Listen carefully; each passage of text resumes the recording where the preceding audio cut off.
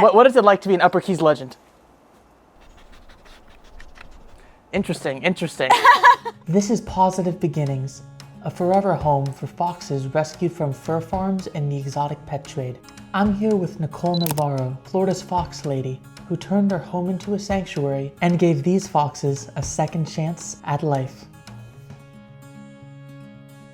So who do we have here? So this is Isla. Isla. She is this year's baby. We don't breed here. She was surrendered. They discovered that her mother was pregnant, so she's one of 6 babies that was born. She was destined to be sold in the exotic pet trade. That's what the parents were being used for breeding. Right. So thankfully, everyone was surrendered, and they reached out to me once they had 6 healthy babies to see if I would take one, and I said, of course. She's a red fox, right? Yes, all the foxes here are red, and you will see that not all of them are red in color, but they are all red fox species. And is she relatively close to like her wild counterparts? Foxes in captivity, most are about 80 to 100 generations removed from any wild fox.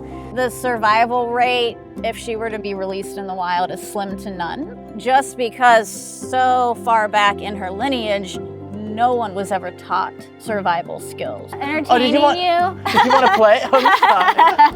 We're just boring you talking right now. I'm She's sorry, like, baby. Ugh. Oh, we want to play. This is so. Here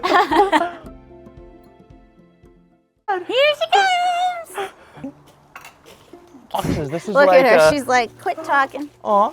Oh yeah. Hey, buddy. Is someone hungry for an egg? Here you go. Oh my God. Oh, Such a good girl. Isla. Oh. You are not shy at all. No. You are not shy. No. You're just a little baby. Aw. So coral is that silver color I was telling you about. Hey, Coral. Oh, you're so pretty too. So this would be their favorite food, right? Quail eggs. It's That's their go-to. favorite treat. So in the wild, they'll Does someone hunt want an egg? and eat until they're full, but they'll continue to hunt and hide food, so they always have a food source. That's one of those natural instincts that just remains intact. So even with those like separations of generations from the wild, some of these instincts still hold true. Even domestic dogs do that. If you notice, some dogs will go out and bury something. It's okay, really. I'm just gonna put it right down here for you, okay, buddy? Good boy. I know! You did so good! And Yes, I see, he has no tail. Right. So that is a fur farm injury. His mom bit off his, and actually the entire litter bit off their tails. So they were all able to be saved. So where did this all start for you? I started volunteering at the Monroe County Sheriff's Office Animal Farm with over 100 animals that have either been abandoned, donated, confiscated. So during Hurricane Irma, a woman that supervises the farm stayed behind with all the animals. Her and I just became really great friends, and in 2018, 2 foxes were surrendered to her. Both of those foxes down there really started to come around, and I formed a really, special bond with both of them. And I just started doing loads of research. I didn't know there were fox rescues in the United States. I mean, why would I? Why would I even look that up? Because it wasn't even in my orbit before I met these 2 foxes. And in 2020, COVID hit, but by that time, from 2018 to 2020, I had made some really cool connections in the fox space.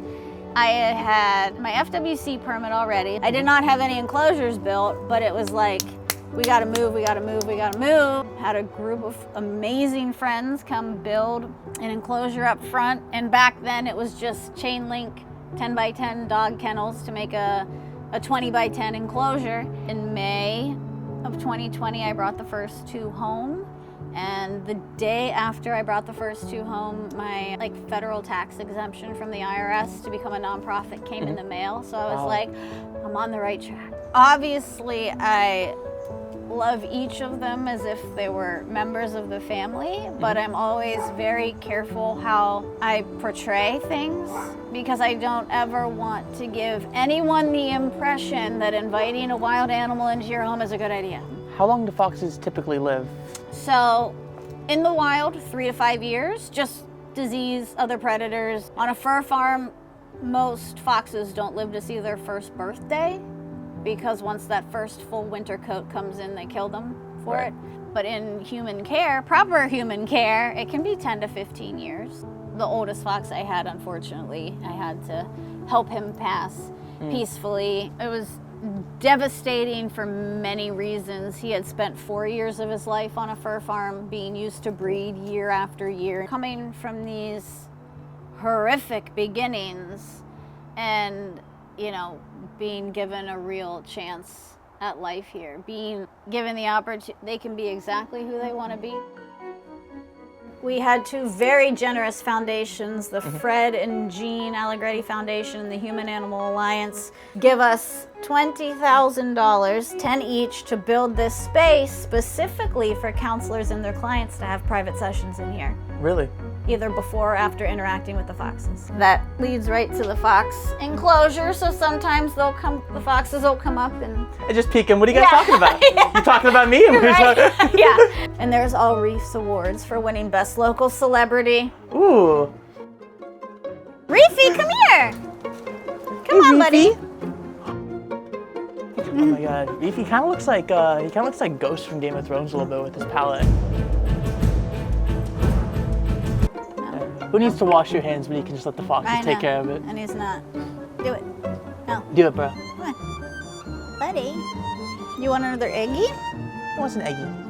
Reef. Would he be more likely to take it if we crack it open? you think? Yeah. All right. Can I just like? Yeah. Just push it. All right. There you go. He's like, Ooh. Oh yeah. It's like, oh, thank you. Yes, yes, yes. Nom nom nom nom. This is how I deserve to be served. Yes. You think I'm gonna open it for myself? No. I feel like this is kind of like the Greek emperors when you'd be peeling them grapes and just feeding them with the fan. We need to get them a little fan on there, give them a nice little throne to sit on. You are definitely the most bougie out of all the foxes here, for sure. You are. Everyone else will take the egg, no problem. You're like "Don't talk to you me." must peel it for me, sir. He's like, don't talk to me while I'm eating. No, oh, you're right. No, I'm sorry.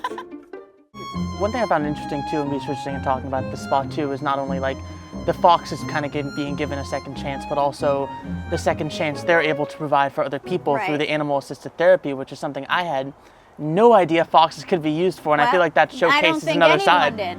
Right, exactly. No, I don't like think anyone did. No. And so obviously foxes aren't therapy animals, can't be certified as therapy animals. It's, you know, it's their stories that licensed therapists use as a therapeutic tool to help their clients move past trauma. You know, they use the foxes as a living example. If they can survive this horrific thing and go on to live an amazing life, being loved, cared for, and respected the way they deserve to be, so can you. wow. So we partner, I would say our largest partner is the Florida Keys Children's Shelter. They come here a few times a month. And with the kids, obviously, animals and, you know, a fox is like awe and wonder, but when they hear the fox's stories, you know, it gives them hope that their current situation isn't going to last forever. My main mission here is to advocate against fur being used in fashion. Obviously, the simplest thing people can do is not buy fur and not support companies that sell fur. Just be conscious where you spend your dollars. Vote with your dollars. And that goes for anything in life. You know, don't support companies that are doing things that you don't agree with. And is there any way people can get involved on like more the activism, political level for things like that? Find who your local legislator is and just write them a letter like, hey, I'd like to see the sale of fur banned in our city, county, state. The states that still have fur farms, reach out to your legislator and ask, why is this still going on?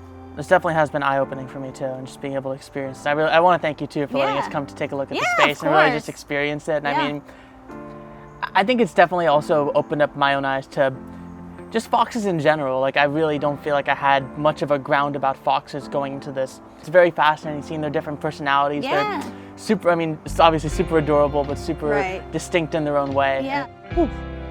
That's gonna do it for us here at the Wild Wolfgang. I really want to thank Nicole for taking the time to show us around and introduce us to all these incredible foxes. If you want to learn more about her work, please visit pawsitivebeginnings.org. Also, don't forget to like and subscribe, and I'll see you in the next one.